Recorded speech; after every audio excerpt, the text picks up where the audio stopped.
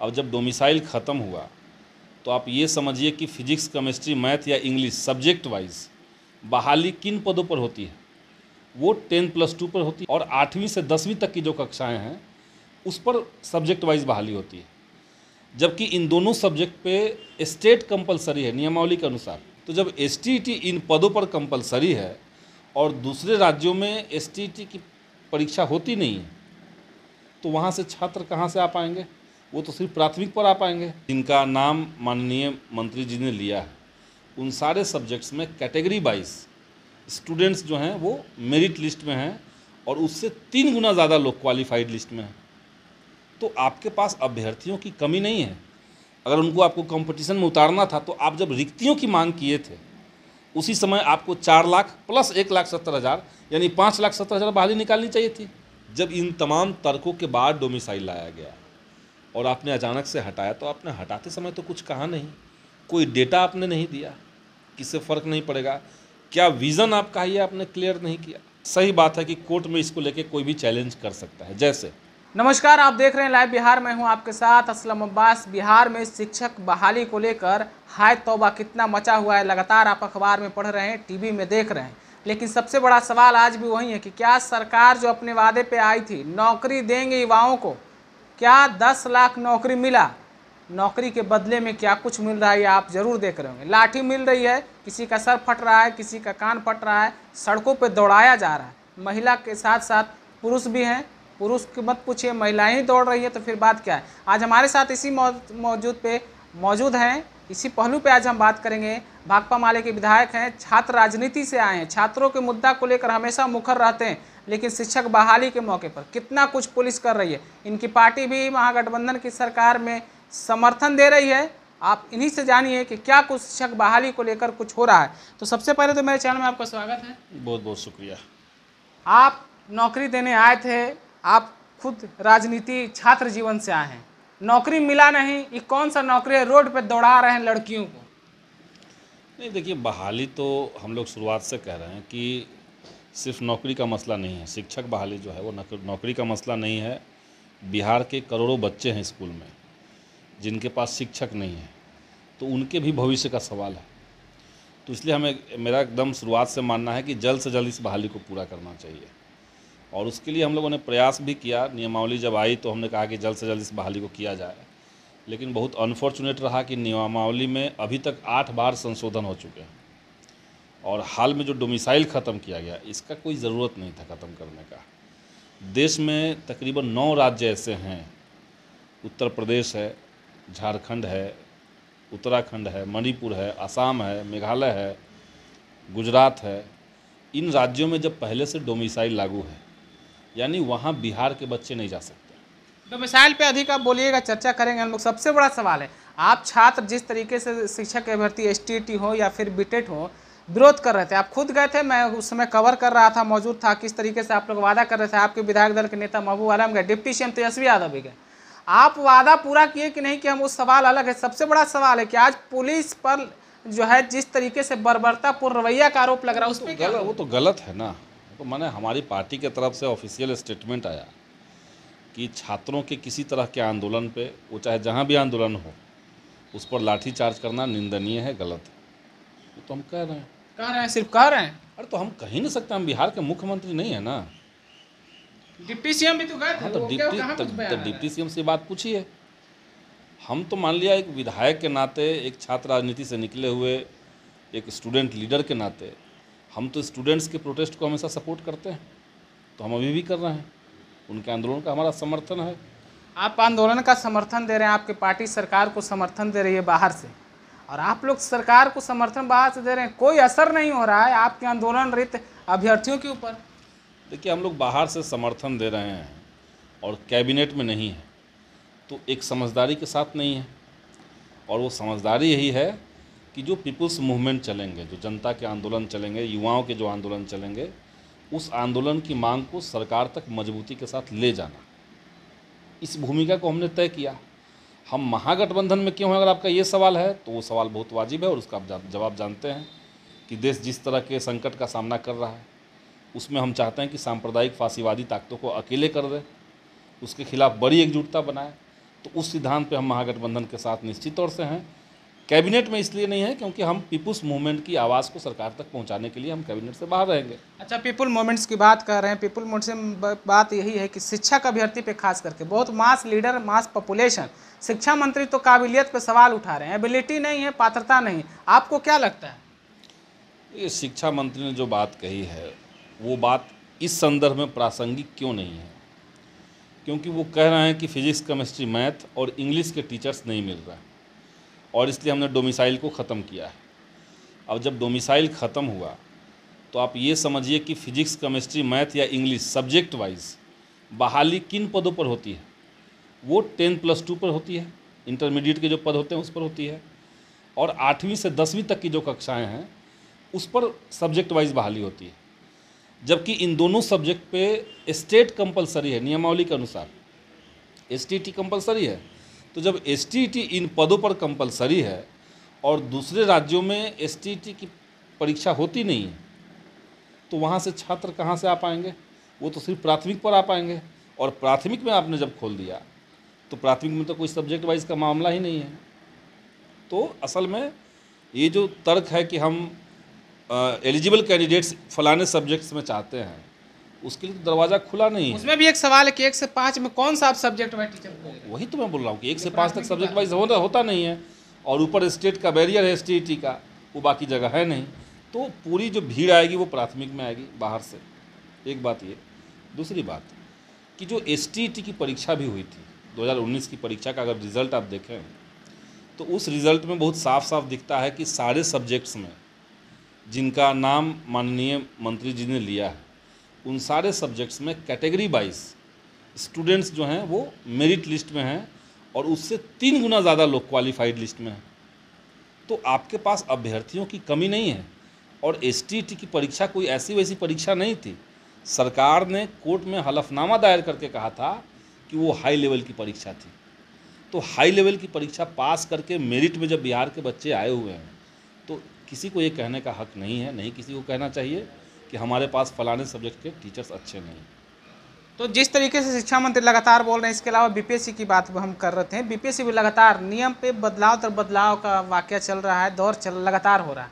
क्या ये मंशा सरकार की और बीपीएससी दोनों आपस में उलझाना चाहता ताकि अभ्यर्थी लोग कोर्ट चल जाए, सुप्रीम कोर्ट चल जाए, मामला पेंडिंग में चला जाए? हम तो ये नहीं कहेंगे कि सरकार चाहती है कि भाई पेंडिंग चला जाए, माने बहाली रुक जाए, क्योंकि सरकार ने जो वायदा किया है 10 लाख रोज़गार का, उस 10 लाख रोज़गार में सबसे बड़ा जो माध्यम है वो शिक्षक बहाली ही है।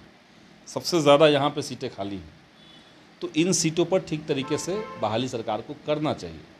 अब सरकार जो कर रही है वो किस विज़न से कर रही है हम नहीं कह सकते हैं, क्योंकि कई सारी असंगतियाँ इसके साथ जुड़ी हुई हैं, और सही बात है कि कोर्ट में इसको लेके कोई भी चैलेंज कर सकता है। जैसे सरकार ने जब रिक्तियों की मांग की तो सारे जिलों को शिक्षा विभाग की तरफ से लेटर दिया गया, पूछा गया कि भाई आपके यहाँ परमानेंट शिक्षक कहते हैं, जो परफॉर्मा था उसका परमानेंट शिक्षक कितने हैं, आपके यहाँ 34,450 वाले जो कैटेगरी के शिक्षक थे जो सुप्रीम कोर्ट के आदेश से बहाल हुए थे वो शिक्षक कितने हैं, आपके यहाँ नियोजित शिक्षक कितने हैं, और कितने पद खाली हैं, ये सरकार ने मंगवाया। जब आपने खाली पदों की संख्या मंगवाई और नियोजित शिक्षक 34,450 शिक्षक और परमानेंट शिक्षक, इन सबको आपने कार्यरत में गिनती कर ली, तो जो खाली पद मंगाई थी उन खाली पद पर आपको नियोजित शिक्षकों को लाने का कोई मतलब नहीं था। आप तो उनको कार्यरत में गिन चुके हैं। तो जिनको आपने कार्यरत में कह दिया था, जिन नियोजित शिक्षकों को, उसको आप खाली पद के लिए कंपटीशन में उतार रहे हैं। अगर उनको आपको कंपटीशन में उतारना था तो आप जब रिक्तियों की मांग किए थे उसी समय आपको 4 लाख प्लस 1,70,000 यानी 5,70,000 बहाली निकालनी चाहिए थी। तब तो उनका पोस्ट को आप वैकेंट मानते, नियोजित शिक्षकों के पद को, वो आपने मांगा नहीं। तो इस तरह की कई विसंगतियां इसमें दिख रही, और उसकी तरफ तो हम लोग लगातार सरकार का ध्यान आकृष्ट करवा रहे हैं। बिल्कुल, अभी आप बोल रहे हैं कि सबसे ज़्यादा बहाली का जो प्रक्रिया है संख्या के आधार पर शिक्षक में ही है, नौजवानों को नौकरी देने के सवाल पे महागठबंधन का जो सवाल था। आप बोल भी रहे हैं डोमिसाइल नीति के बारे में। ये डोमिसाइल नीति का जो झोल है, सबसे बड़ा झोल अभ्यर्थियों के बीच में जितना बवाल हो रहा है, इसको बताइए कि आखिर ये झोल आ रहा है कहाँ से? ये झोल नहीं है, ये जब बिहार में युवाओं के पास रोज़गार के दूसरे माध्यम नहीं हैं। एक समय तक था जब बिहार में नौजवानों के पास रोज़गार के दो बड़े माध्यम थे। एक सेना की बहाली थी जिसमें युवा लोग जाते थे, और दूसरा रेलवे की बहाली। रेलवे का जिस तरीके से निजीकरण हम लोग शिक्षक पर ही बात नहीं, शिक्षक पे ही हम आ रहे हैं।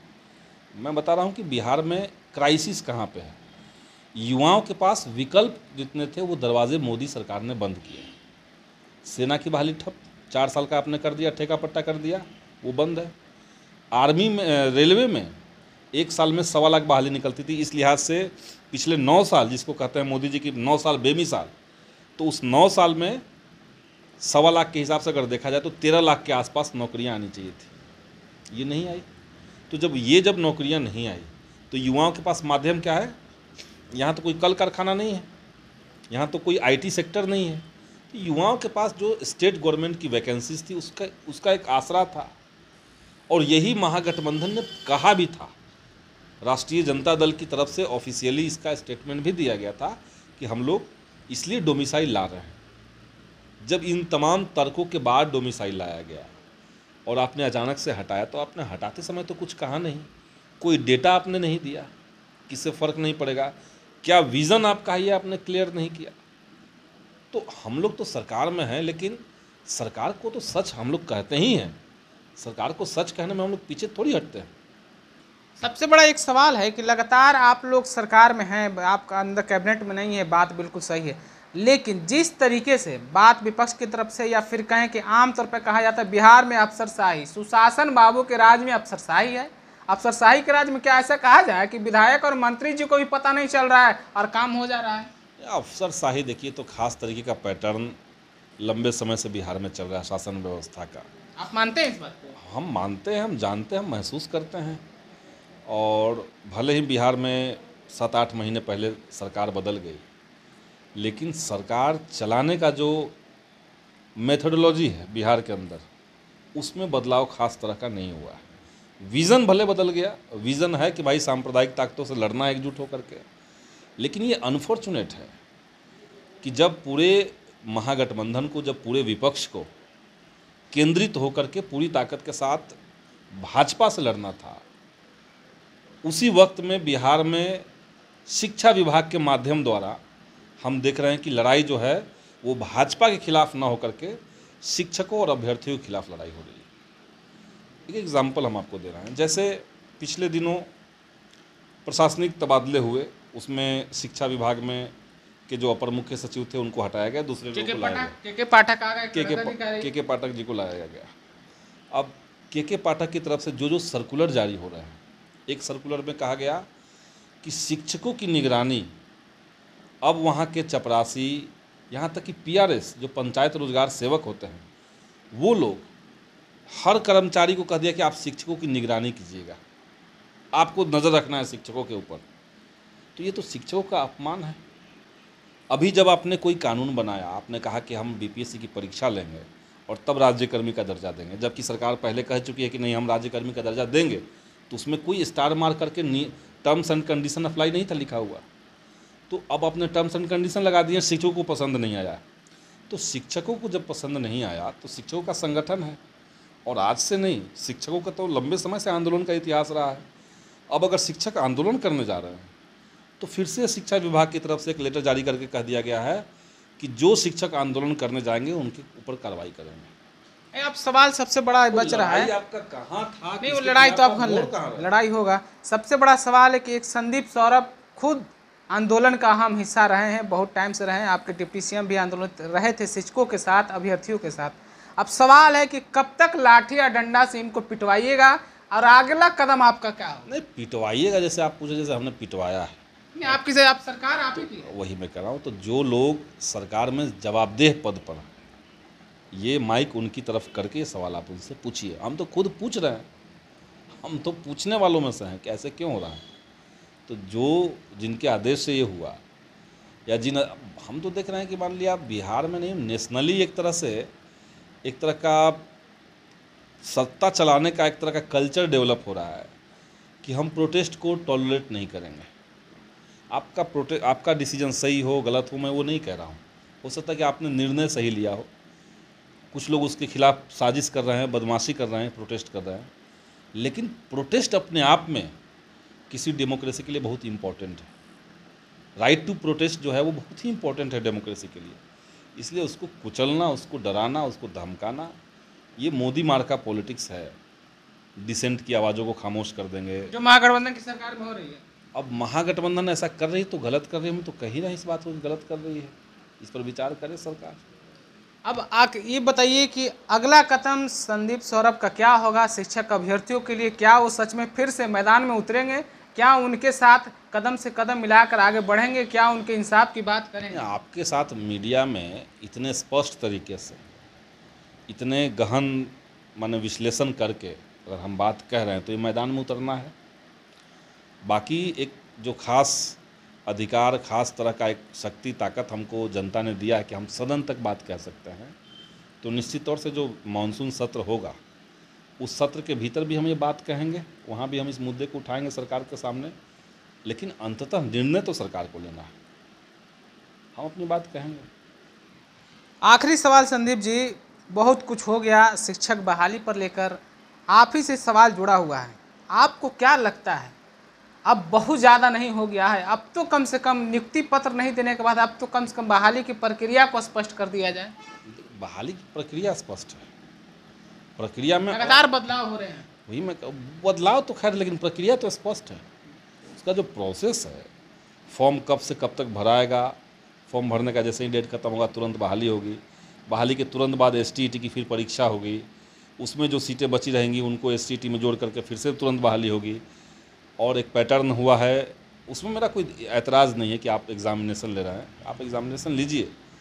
हालांकि हमने कहा था कि इस बहाली को आपको ऐसे ही कर लेना चाहिए था जैसे पहले करते थे, और उसके बाद पूरी तैयारी के साथ थोड़ा और पहले से अनाउंस करके आप ये चीज़ करते तो अच्छा रहता।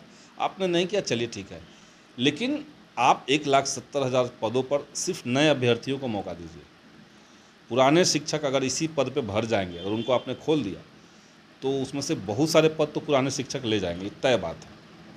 1 लाख से ज़्यादा पद जो है उसमें पुराने शिक्षक भरेंगे, तो वो रोज़गार नहीं कहलाएगा, क्योंकि वो तो पहले ही एक पद पर थे, वो अपने पद को छोड़ करके यहाँ रहे, और ना रोज़गार कहलाएगा, और दूसरी बात कि उनके जो पद खाली थे वो खाली का खाली ही रह जाएगा। तो सरकार इस पर विचार करे, वो तो बहुत मोटी मोटी बात है, इस पर विचार करे। बिल्कुल, तो आप शिक्षक बहाली की प्रक्रिया के बारे में और फिर शिक्षक अभ्यर्थियों के प्रदर्शन, प्रोटेस्ट के बारे में संदीप सौरभ को सुन रहे थे, किस तरीके से वो बता रहे थे। लोकतांत्रिक अधिकारों में से सबसे बड़ा अधिकार है प्रोटेस्ट, आपका विरोध जताना, नाराजगी जताना, लेकिन जिस तरीके से पुलिसिया लाठीचार्ज किया गया है शिक्षक अभ्यर्थियों पर, शिक्षा मंत्री का बयान, काबिलियत नहीं है, टैलेंट नहीं है, क्या क्या बयान आ रहे हैं, क्या कुछ आ रहे हैं, आप लगातार सुन रहे हैं। तो फिलहाल आपने संदीप सौरभ को सुना है, कितना कुछ चुका है। साफ तौर पर उनका कहना है कि सड़क पर सड़क, कदम से कदम मिला के चलेंगे। सदन में भी इसी मानसून सत्र में, जो आगामी मानसून सत्र चालू होने वाला है, उसमें भी अभ्यर्थियों की आवाज़ उठाई जाएगी, जैसा कि संदीप सौरभ ने कहा है, आपने खुद भी सुना है। तो आप क्या राय रखते हैं शिक्षक अभ्यर्थियों के बारे में? कितना कुछ, इतना जो बवाल अब बवंडर हो रहा है, कमेंट करके हमें ज़रूर पहुँचाइएगा। बने रहिए लाइव बिहार के साथ, आपका बहुत बहुत शुक्रिया। लाइव बिहार यूट्यूब पर सब्सक्राइब और फेसबुक पर लाइक जरूर करें।